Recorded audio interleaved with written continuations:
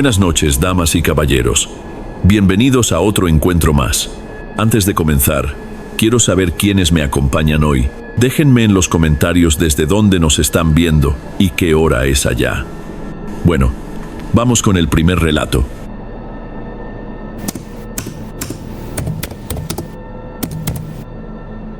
Buenas noches, Derek. Me llamo Isabela, y lo que estoy por contarles no es solo una historia paranormal. Es mi vida marcada por algo que me ha seguido durante años. He escuchado relatos de todo tipo en esta comunidad, pero el mío es distinto, porque no se trata de un fantasma que vi una noche y luego olvidé. No, esto regresa, y cada vez que aparece, mi vida está al borde del colapso. No es fácil contarlo, pero siento que este año es el momento. No sé si es intuición o una advertencia. Tenía 16 años. Mi familia atravesaba un momento oscuro, una pérdida que me dejó sumida en una depresión tan profunda que ya no veía salida. Esa oscuridad no era solo emocional, era física. Sentía como si un peso me hundiera el pecho y el aire nunca fuera suficiente. 3 veces intenté acabar con todo. La primera y la que marcó el inicio de todo fue en la línea 2 del metro, Estación San Nicolás. Esa noche, la ciudad parecía más fría de lo normal. El viento soplaba entre los túneles del metro como si trajera murmullos. El andén estaba lleno, pero yo me sentía sola. Era una soledad distinta, como si estuviera aislada en una burbuja invisible. No escuchaba conversaciones, ni pasos, solo mi respiración agitada y el golpeteo irregular de mi corazón. Miré hacia la avenida Universidad allá abajo, iluminada por faros, con el ruido constante del tráfico. Vi la vida pasar y pensé que ahí estaba mi escape. Mis manos temblaban. Dejé mi mochila en el suelo. Un tren llegó, abrió las puertas y se fue. Yo no me moví. Sabía que el siguiente sería el momento. Subí un pie a la barda, sintiendo el metal frío bajo mi zapato. El tren se acercaba. El aire comenzó a vibrar. Y entonces, justo cuando estaba a punto de saltar, lo sentí. Un tirón brusco en mi blusa, como si unas manos frías me hubieran jalado con fuerza hacia atrás. No tropecé, me arrancaron de ahí, caí de espaldas contra el piso áspero del andén. Confundida, furiosa, me giré para reclamarle a quien fuera, pero no había nadie, ni una sola persona cerca. Las pocas que quedaban en el andén subían tranquilamente las escaleras, ajenas a lo que acababa de pasar. El aire se volvió más pesado. Un escalofrío helado me recorrió la espalda. Me levanté, tomé mi mochila y me fui sin mirar atrás. Pasaron semanas y la depresión no cedía. Era como si viviera con un nudo en el estómago que me mantenía al borde del colapso. Y entonces, una noche de marzo del 2011, poco después de cumplir 17 años, todo cambió. Eran las 2 de la madrugada. La casa estaba en silencio. Solo estábamos mi mamá, mi perrita y yo. Yo veía la televisión sin prestar atención, intentando ahogar mis pensamientos. La primera señal fue un gemido. Bajo, ahogado, extraño. Era mi perrita. La llamé, pero no reaccionó. Me levanté, con el suelo frío bajo mis pies descalzos, y la encontré en un rincón, junto a la puerta cerrada del baño. Temblaba. Sus ojos, fijos en esa puerta, no parpadeaban. Seguí su mirada, pero la penumbra lo cubría todo. Me giré para encender la luz, y ahí estaba. Una figura alta, inmóvil, oscura, pero no una sombra proyectada. Un cuerpo hecho de oscuridad, tan denso que parecía absorber la poca luz que entraba por las ventanas. El tiempo dejó de existir. Mi respiración se hizo lenta y pesada. No quise buscar su rostro, porque algo en mi interior me gritaba que no debía verlo. Cerré los ojos con fuerza, como si eso pudiera borrar su presencia. No sé cuánto tiempo pasó. Pudo haber sido 1 minuto o 10 segundos. Abrí los ojos solo cuando escuché la voz de mi mamá, llamándome desde su habitación. La figura ya no estaba. Pasaron 4 años. En 2015 estaba embarazada de mi hija y vivía con mi esposo. Desde que comenzó mi depresión, el insomnio se convirtió en un compañero constante, así que aquella noche me quedé en la sala, jugando para matar el tiempo. Eran casi las 3 de la mañana.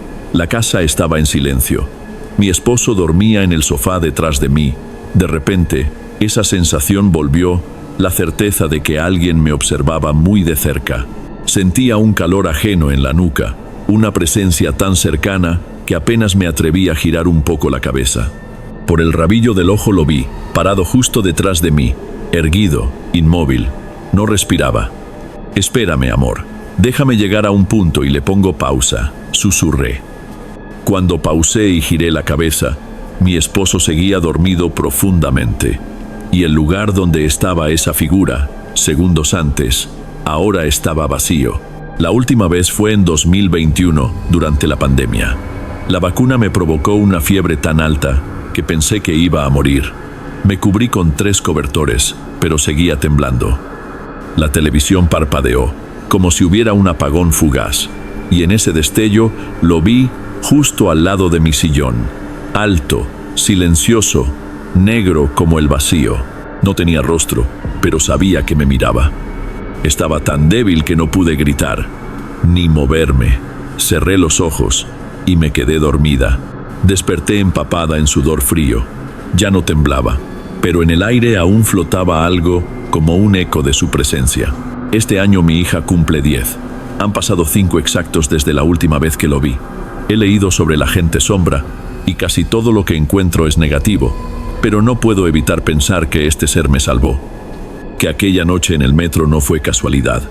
No sé qué es. No sé por qué aparece solo cuando estoy en mi punto más bajo. Solo sé que algo en mi interior me dice que pronto volverá.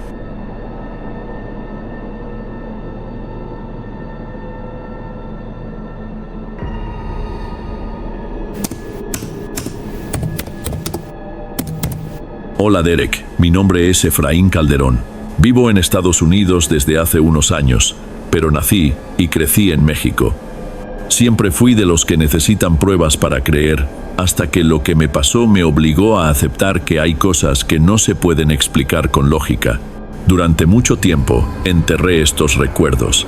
Los guardé en un rincón de mi mente, como si eso pudiera borrarlos, pero últimamente he sentido que lo que viví nunca se fue del todo, y cada vez que lo cuento, es como si volviera a abrir una puerta que debería permanecer cerrada.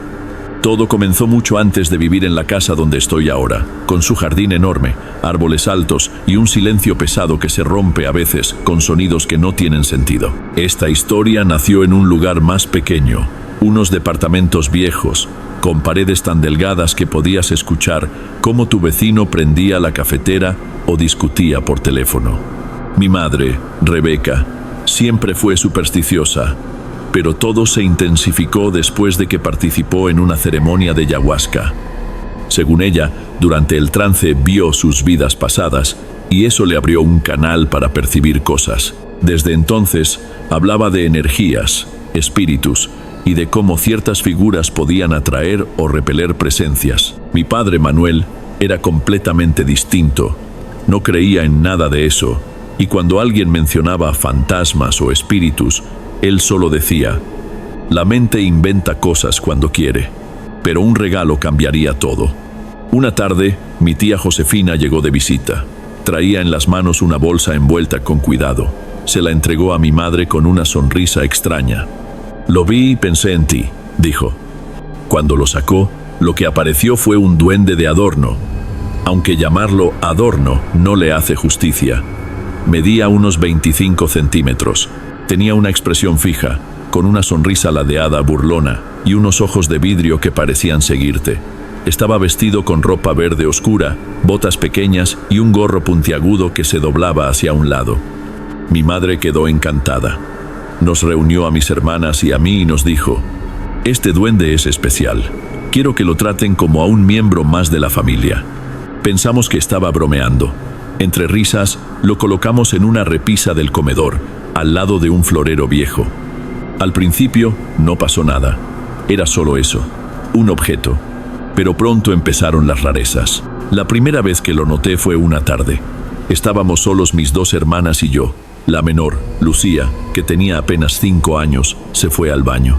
Pasaron 10 minutos, luego 20. Y casi una hora después, decidí ir a buscarla. Cuando me acerqué, escuché una risa. No era su risa normal. Era más aguda, casi chillona, como la de un niño pequeño que juega, pero con un matiz inquietante. «Lucía, ¿todo bien?», pregunté. La risa se detuvo de golpe. «Sí, Efraín, es que me hace reír mucho». «¿Quién?», pregunté. «Mi amigo nuevo», contestó con total naturalidad. Le pedí que abriera la puerta. Cuando lo hizo, salió corriendo entre risas. Revisé el baño. Nada, ninguna ventana abierta. Solo un olor a tierra húmeda que no debía estar ahí. Esa noche se lo conté a mi madre. Ella me miró con calma y dijo: «Yo me encargo». No insistí. Quise creer que era algo sin importancia, pero estaba equivocado. Lo que vino después fueron pequeños incidentes. El cargador de mi teléfono desaparecía y aparecía dentro del refrigerador. Mis llaves estaban un día en el congelador. La cartera de mi padre apareció bajo la cama de Lucía. Al principio lo atribuimos a descuidos, hasta que comenzó a pasar todos los días. Mi hermana mayor, Camila, dejó de dormir sola. Decía que sentía que alguien la miraba por las noches y que la cama se hundía como si alguien se sentara al borde.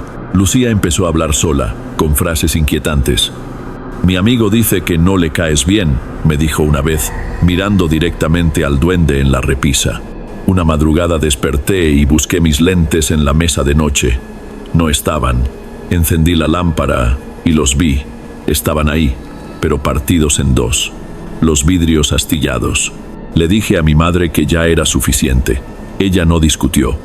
Esa noche trajo una caja de madera, sal, agua bendita y unas oraciones. Colocamos el duende dentro, cerramos la caja y la guardamos en el closet. La calma duró solo unas horas. Esa misma noche escuchamos pasos en el pasillo, rápidos, como los de un niño descalzo. Objetos caían solos, las puertas se cerraban de golpe. Una noche, mientras veíamos televisión, escuchamos claramente cómo alguien corría por el pasillo. Todos estábamos en la sala. Lucía dejó de mencionar a su amigo, pero comenzó a llorar en sueños, diciendo: «No me lleves, no me lleves». Incluso mi padre, el más escéptico, una madrugada se levantó gritando. Dijo que alguien le había susurrado al oído. Una vecina nos dijo que debíamos enterrarlo lejos, en tierra suelta, y despedirnos con respeto. Lo hicimos. Cavamos en un descampado, lo dejamos ahí y volvimos a casa. Esa noche, por primera vez en meses, todo quedó en silencio. Creímos que había terminado. Al mudarnos a la nueva casa, la primera noche escuché una risa, primero lejana, después justo al lado de mi cama. Al día siguiente, Lucía se quedó mirando un rincón del jardín durante varios minutos. Cuando le pregunté qué veía, respondió: «Me está llamando», y ahí supe que nunca nos habíamos librado de él.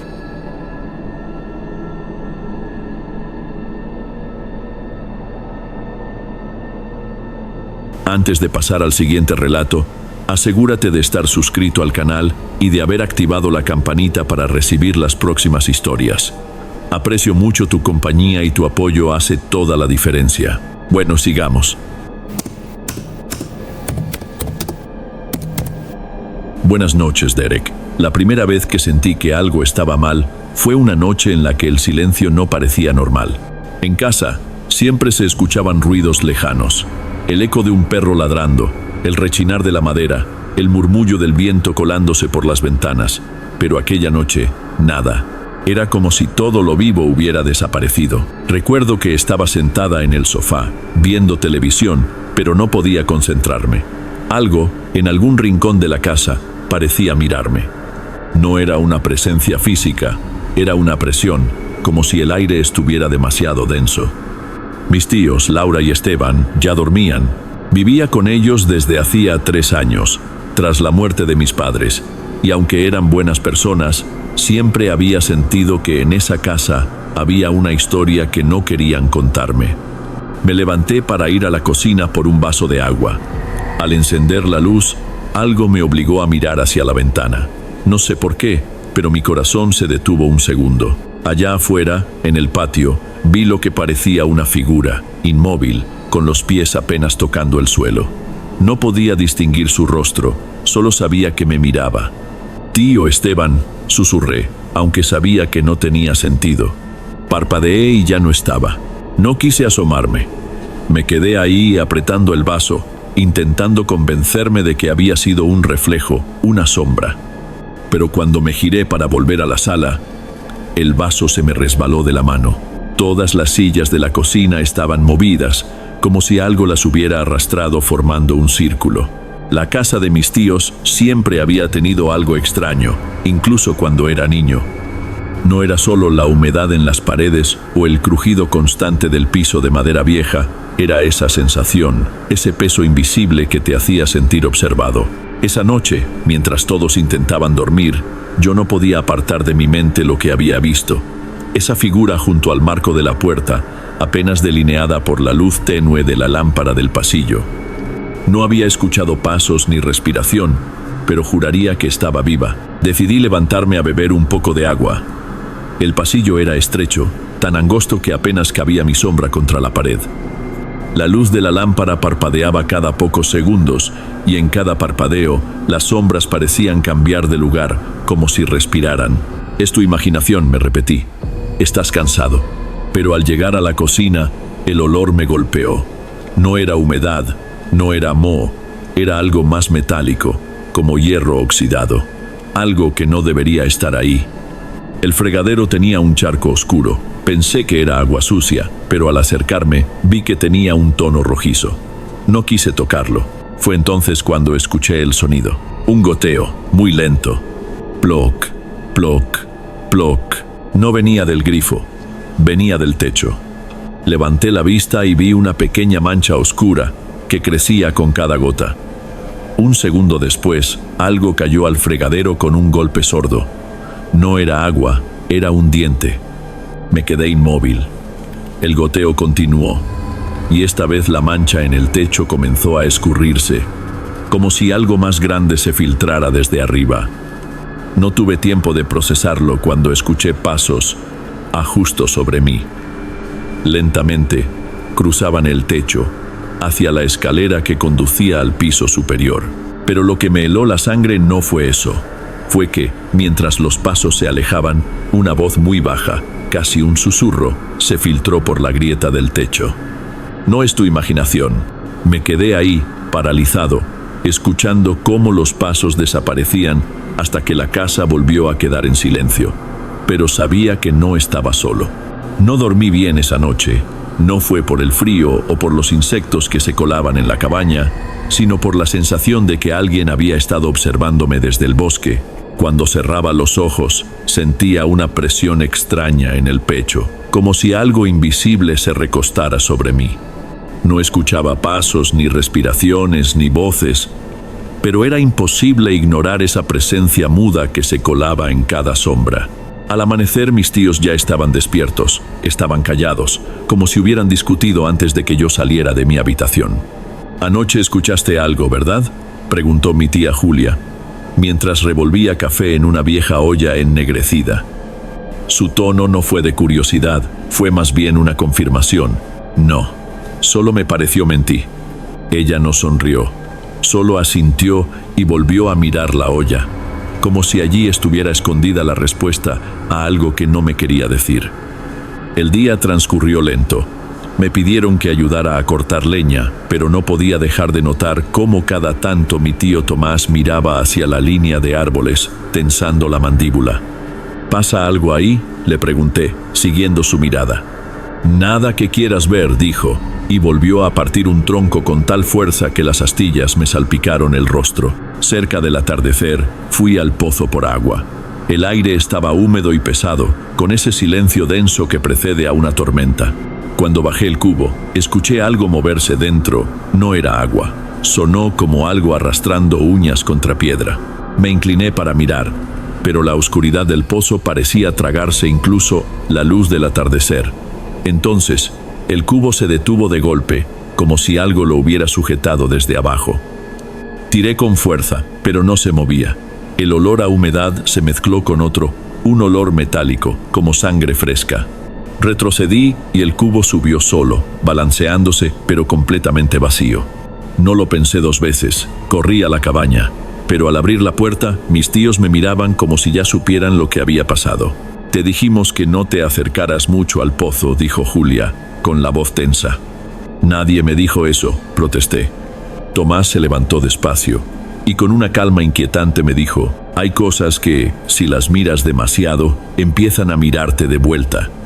Esa noche, mientras intentaba dormir, escuché un leve golpeteo. Provenía del mismo pozo, y aunque estaba a varios metros, el sonido era tan claro como si lo tuviera justo al lado de mi cama.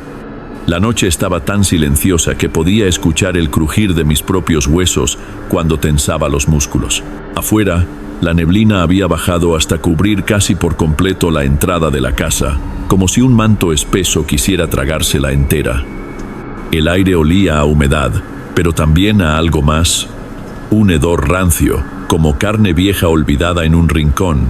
Me asomé por la ventana del pasillo y la vi, la figura oscura, inmóvil, en medio de la niebla. No caminaba, no respiraba, no emitía sonido alguno, pero estaba ahí. Sus contornos parecían cambiar cada vez que intentaba fijar la vista, como si se retorciera lentamente, adaptándose a la penumbra. El pasillo que llevaba a mi cuarto estaba sumido en una oscuridad densa, y mientras avanzaba, sentía que el aire se volvía más pesado, como si algo invisible quisiera impedirme el paso. Mis pasos resonaban huecos contra el piso de madera, pero había un segundo sonido, un eco que no pertenecía a mí, un roce suave, arrastrado, como de pies descalzos, moviéndose detrás de mí. Giré bruscamente, pero no vi nada. Aún así, el sonido no paraba. La luz del pasillo titiló 2 veces, y en ese instante, juraría haber visto algo pegado al techo, una sombra alargada, de brazos desproporcionados, que se movía lentamente, como una araña acechando a su presa. Me quedé paralizado. El sudor me corría por la espalda, y mi respiración se volvió agitada. No quería moverme, pero sabía que si me quedaba allí demasiado tiempo, algo iba a bajar. «No mires arriba», susurró una voz que no estaba en mi cabeza. Me estremecí de pies a cabeza. Esa voz, ronca y quebrada, salió del mismo aire. No sabía si hacerle caso o huir, pero el instinto me obligó a seguir caminando hacia mi cuarto, sin levantar la mirada. Al llegar, cerré la puerta con llave.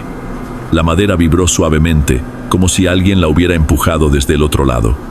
Entonces, lo escuché otra vez, ese arrastre de pies descalzos, pero esta vez no venía de atrás del pasillo, sino desde adentro de mi cuarto. La mañana siguiente fue cualquier cosa menos normal. No amanecí descansado, sino con el cuerpo entumecido, como si hubiese dormido en una cama de piedra. Lo primero que sentí al abrir los ojos fue un ardor extraño en el brazo derecho. Cuando retiré la sábana, vi algo que me heló la sangre. 4 marcas paralelas, profundas, como si unas garras invisibles me hubiesen rasguñado durante la noche. No sangraban, pero la carne estaba inflamada, enrojecida, y cada línea parecía hundirse demasiado para ser un simple arañazo. Pasé los dedos por encima y un dolor punzante me hizo soltar un quejido. «¿Qué demonios?», susurré, intentando encontrar una explicación lógica. El olor de la habitación tampoco ayudaba. Había dejado la ventana cerrada, pero un tufo húmedo, parecido al moho y a sangre seca, impregnaba cada esquina. Me levanté tambaleando, todavía con esa sensación de que alguien o algo me había tocado mientras dormía. En el pasillo, encontré a mi tía mirando por la ventana con el ceño fruncido. Tenía una taza de café en las manos, pero no bebía. «Otra vez», murmuró, sin volverse hacia mí. «¿Otra vez qué?», pregunté. «Las huellas», respondió, girando lentamente la cabeza. Sus ojos estaban vidriosos, como si llevara horas sin parpadear. «A tu tío le pasó lo mismo, antes de que…». No terminó la frase. Me quedé esperando, pero el silencio se volvió tan espeso que sentí la necesidad de cambiar de tema. Sin embargo, al bajar las escaleras, otro detalle inquietante me detuvo.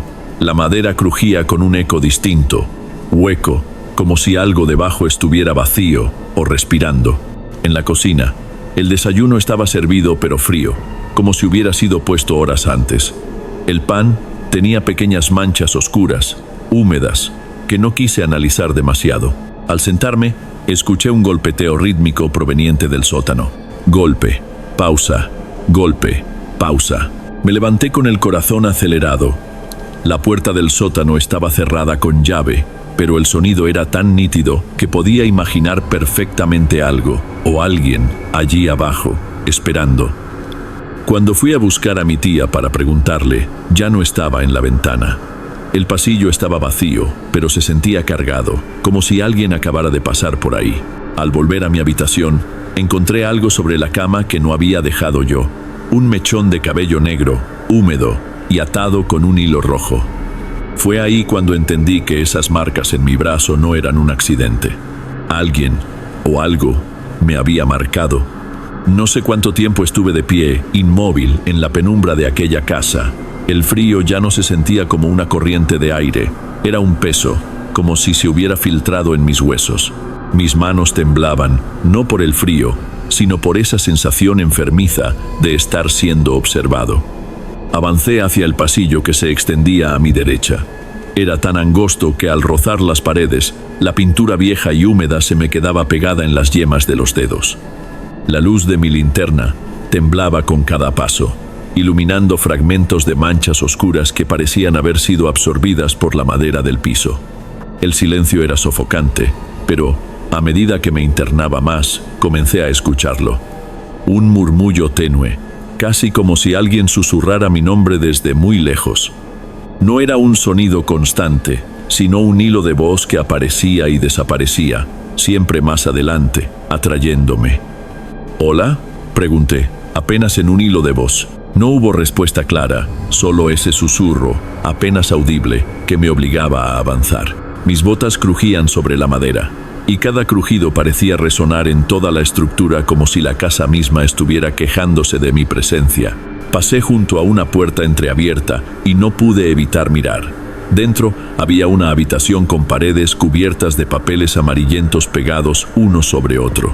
No eran periódicos ni pósters, eran páginas arrancadas de libros, con párrafos subrayados y frases tachadas con fuerza. Algunas frases repetían una misma palabra: quédense. Tragué saliva y retrocedí, pero el pasillo me empujaba hacia adelante, como si los muros se hubieran cerrado detrás de mí. El murmullo se transformó en algo más claro, risas suaves, femeninas, casi infantiles, pero con un tono ahogado, como si vinieran de gargantas llenas de tierra. Me detuve frente a otra puerta. Esta estaba cerrada, pero del otro lado escuché un golpe seco, luego otro y otro, como si algo o alguien estuviera arrastrándose en el suelo. La manija tembló. Retrocedí instintivamente, pero al girarme me di cuenta de que el pasillo ya no era el mismo.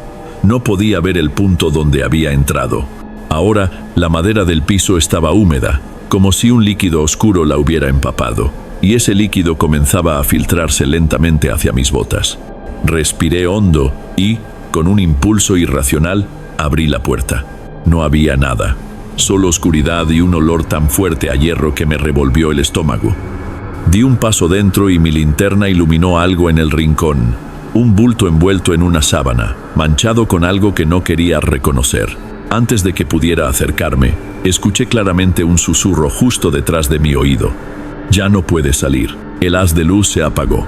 La madrugada se había convertido en una prisión de sonidos. El viento seguía golpeando las ventanas, pero ahora, entre sus silbidos, distinguía algo más, algo parecido a voces. No eran claras, sino murmullos graves, como si alguien estuviera hablando detrás de un muro, justo al otro lado de mi habitación. Me levanté de la cama lentamente, sintiendo el frío calar hasta los huesos. El piso estaba helado, y cada paso resonaba demasiado fuerte para la quietud que reinaba. Me acerqué a la pared desde donde provenían los susurros y apoyé el oído. La textura áspera y húmeda me recordó la sensación de tocar carne muerta, algo que no debería tener ese tacto en una casa. Los murmullos se detuvieron de golpe, como si hubieran sentido que yo los escuchaba. Tragué saliva. Fue entonces cuando algo rascó la pared desde el interior. No era el sonido de uñas humanas, era más como garras, largas y secas, raspando con lentitud, como si disfrutaran haciéndolo. Retrocedí, pero el suelo bajo mis pies se hundió levemente, como si algo pasara por debajo de las tablas. Mi respiración se aceleró.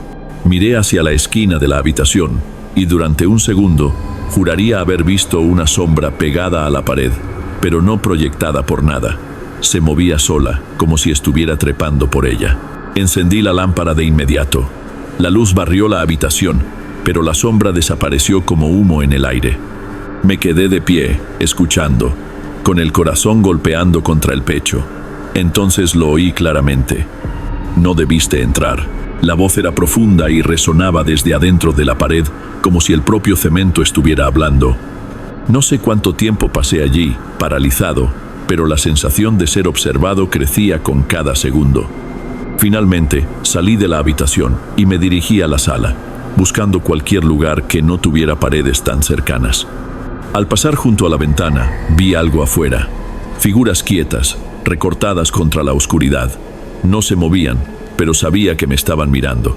No dormí esa noche. La tormenta no cesaba. Era como si cada gota que golpeaba el techo de la cabaña llevara un peso distinto, un mensaje oculto. El sonido del agua mezclado con el ulular del viento creaba un coro agudo que no parecía natural. En algún punto, ese murmullo se volvió articulado. «No debiste volver», susurró una voz femenina, tan cerca de mi oído que sentí el calor de un aliento helado. Me giré de golpe, con la linterna en alto, pero no había nadie. Solo la pared húmeda y cubierta de moho, devolviéndome una oscuridad espesa. Intenté convencerme de que era mi imaginación, pero entonces, desde una esquina, surgió un goteo, lento, constante, metálico. Avancé con pasos cortos, y al alumbrar vi un cubo de metal oxidado. El agua que caía no era clara, era roja, espesa. La linterna temblaba en mi mano. Sabía que no era agua, pero necesitaba confirmarlo. Me incliné, y el olor a hierro me cortó la respiración. Sangre. El ruido detrás de mí fue como un latigazo, un golpe seco contra el suelo. Me giré, y en medio de la sala había un hombre, o lo que quedaba de uno. Su piel estaba gris, los ojos hundidos, y la boca abierta en un grito mudo. Sus piernas estaban torcidas de forma antinatural, como si las articulaciones hubieran sido arrancadas y recolocadas al azar. No se movía, pero sus ojos sí. Me miraban fijo, con un brillo húmedo que me helaba. «Tú», murmuró, como si sus cuerdas vocales se deshicieran al intentar hablar. «Tú abriste el camino», dio un paso hacia mí, arrastrando un pie roto que dejaba un surco en el piso. En su mano tenía algo, un pedazo de madera, astillado y cubierto de clavos oxidados. No sabía si quería atacarme o entregármelo. Cuando estaba a menos de 1 metro el sonido volvió. No el de la tormenta, no el viento, sino un coro de susurros que salía de todas partes, incluso debajo el suelo. Voces de hombres, mujeres y niños, hablando al mismo tiempo, repitiendo la misma frase: «Todos los caminos llevan al mismo final». El hombre levantó el pedazo de madera y lo clavó en el piso frente a mí. La madera se hundió con facilidad, como si la tierra estuviera blanda, demasiado blanda. Entonces entendí, el piso no era sólido, era tierra removida, una fosa. La luz parpadeó. En ese instante, decenas de manos salieron de la tierra, aferrándose a mis tobillos, mis piernas, intentando jalarme hacia abajo. Las uñas, frías y duras, rasgaban mi piel. Grité. El hombre no hizo nada, solo me observó y sonrió. El aire en la casa estaba tan denso que cada respiración parecía atravesar un líquido invisible. Mis pulmones se esforzaban, como si en lugar de aire aspirara un humo espeso que se metía en mis venas y nublaba mis pensamientos. La linterna parpadeaba, y cada vez que la luz fallaba, sentía que algo se acercaba, que estaba ahí, rozándome. Caminé hacia el pasillo más angosto de la casa. El suelo de madera crujía, pero no como una simple tabla vieja. Sonaba como huesos partiéndose, como si la propia casa estuviera masticando algo bajo mis pies. El olor a humedad se mezclaba con otro más penetrante, más ácido, el inconfundible hedor de la sangre seca. A medida que avanzaba, noté que las paredes estaban llenas de marcas. No eran simples arañazos, eran surcos profundos, como si unas uñas largas y deformes hubieran intentado rasgar la madera para escapar. Algunas estaban impregnadas de un líquido oscuro que, aún después de tantos años, seguía pegajoso al tacto. Llegué hasta una puerta a medio abrir. Un viento helado me golpeó el rostro desde dentro, aunque sabía que esa habitación no tenía ventanas. Empujé lentamente, y la luz temblorosa reveló un suelo cubierto por un patrón extraño, tablones manchados que, a simple vista, parecían dispuestos al azar, pero no, era un círculo. Algo en mi interior me gritó que no diera un paso más, pero lo di. La madera cedió bajo mi pie derecho y sentí cómo se hundía, revelando un hueco negro. Antes de poder apartarme, un olor nauseabundo me golpeó con tanta fuerza que tuve que cubrirme la boca para no vomitar. La linterna apuntó hacia el hueco y vi carne. No restos de animales, no. Eran cuerpos humanos, amontonados, aplastados unos contra otros, con las caras desfiguradas por una mueca de terror eterno. La piel, pegada al hueso, parecía derretida. Pero lo peor fue darme cuenta de que algunos cuerpos respiraban. No como un ser vivo normal, sino con un movimiento lento, viscoso, como si un corazón putrefacto todavía se negara a dejar de latir. Un ojo vidrioso giró hacia mí desde la oscuridad, y una mano descarnada se levantó, intentando aferrarse a la luz. Retrocedí, tropezando con algo detrás de mí. Al voltear, vi una figura alta, delgada, con los brazos más largos de lo normal. Su rostro no era humano, pero tampoco del todo monstruoso. Una mezcla imposible. Me miraba y sonrió, dejando que un hilo de sangre le resbalara por el mentón. «No debiste venir aquí», susurró, con una voz que parecía provenir de todos los cuerpos bajo el suelo al mismo tiempo. La linterna se apagó, y entonces escuché, justo en mi oído: «Tú también vas abajo». El aire dentro de la casa dejó de ser aire. Era una sustancia espesa, como si estuviera hecha de vapor caliente mezclado con hierro oxidado. El olor a sangre llegó primero, y no era una gota, no era un accidente. Era un océano invisible, vibrando en cada molécula. La luz titiló. No había sombras, sino manchas negras que parecían flotar como larvas suspendidas. Y entonces, desde la cocina, escuché el sonido. No era un grito humano, era húmedo, visceral, como cuando la carne cruda se desgarra con las manos. Mis pasos fueron involuntarios, cada uno sobre el suelo pegajoso, y al doblar el pasillo lo vi. El viejo Miguel estaba de rodillas, su espalda arqueada como si la columna estuviera a punto de partirse. Sus manos estaban hundidas hasta los codos en algo que latía, algo que no pertenecía a este mundo. No era un animal, no era humano, pero sangraba como si contuviera toda la sangre del planeta. Y mientras la destazaba, sus labios repetían un susurro que perforaba la cabeza. No hay muerte, solo apertura. Me quedé paralizado. La cosa que estaba frente a él empezó a moverse, a contraerse como si tratara de meterse dentro de Miguel, y lo logró. Las costillas del hombre crujieron, partiéndose hacia afuera, y la criatura entró por su pecho abierto, derramando un chorro de sangre caliente que me golpeó el rostro. La casa se llenó de un ruido agudo, un chillido metálico que me hizo sangrar de los oídos. En medio de ese sonido, la piel de Miguel comenzó a estirarse y romperse, como si algo inmenso estuviera empujando desde dentro. Vi dedos que no eran humanos salir de su garganta, abrirle la mandíbula hasta el punto de reventarle las encías. Él seguía vivo, seguía mirándome, y sonreía. Cuando el cuerpo finalmente explotó, no fue solo carne y hueso lo que cayó al suelo. Eran fragmentos de algo más, trozos de un lugar oscuro, húmedo, donde criaturas sin forma reptaban. Cada gota que tocaba la madera del piso dejaba una mancha que se movía por sí sola, palpando como si buscara un camino para alcanzarme. Yo retrocedí, pero la casa entera comenzó a respirar. Las paredes se expandían y contraían como pulmones. El techo goteaba un líquido tibio que caía sobre mi cabello y me quemaba la piel. Y entonces lo entendí. Ya no había puerta de salida. La casa me había tragado. Todo dejó de tener sentido. El piso ya no estaba bajo mis pies. Cada paso que daba parecía flotar en un vacío húmedo, caliente y palpitante. La casa se había convertido en un organismo vivo. Respiraba, palpaba, y cada pared parecía estar inclinándose hacia mí, presionando mi cuerpo, aplastando mis huesos con una lentitud tortuosa. Desde el techo goteaba sangre espesa, pero no era sangre común.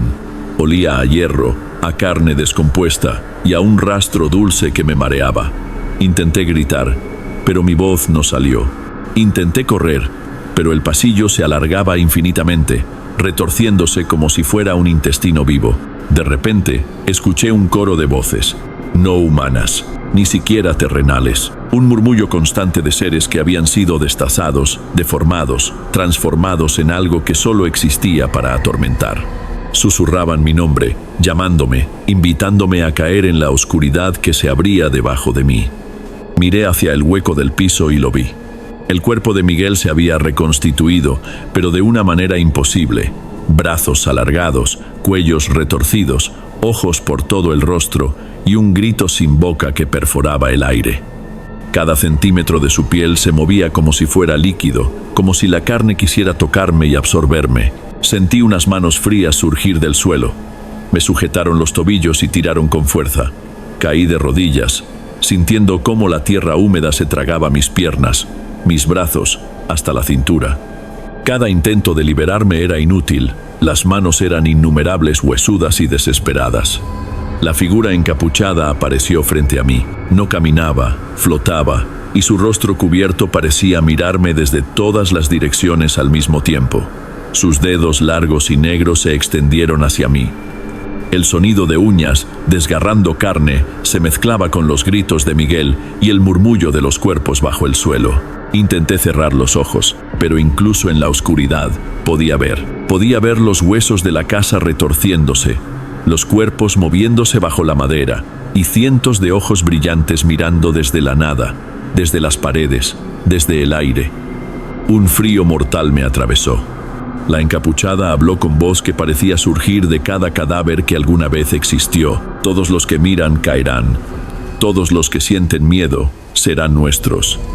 Intenté gritar de nuevo, pero un líquido negro me llenó la boca y la nariz, cortando mi respiración.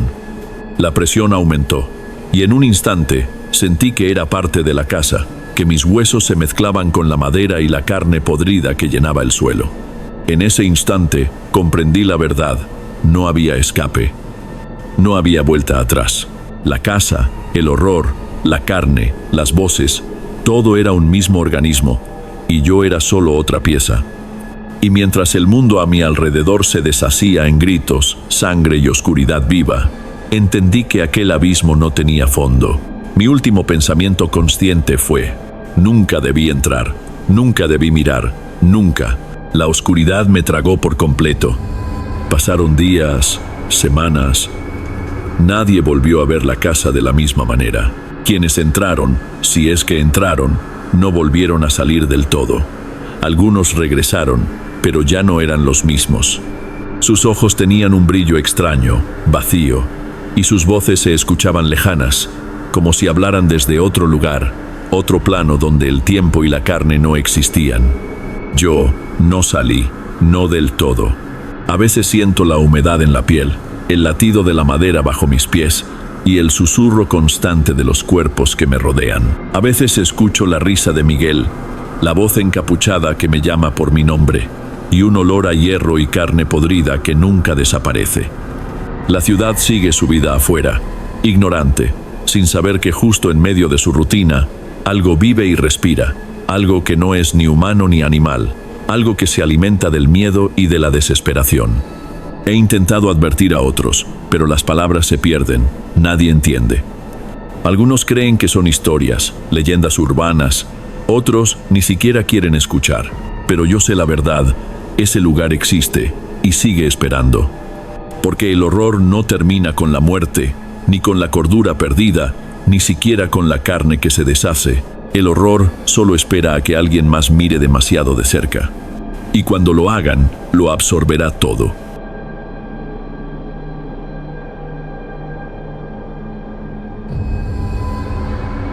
Bueno amigos, estos fueron los relatos de hoy. Espero de corazón que los hayan disfrutado. Subo nuevos videos todos los días y me encantaría volver a encontrarlos en el próximo video. Ahora, en pantalla, les dejo 2 videos más que estoy seguro les van a encantar. Un fuerte abrazo y nos vemos por allá.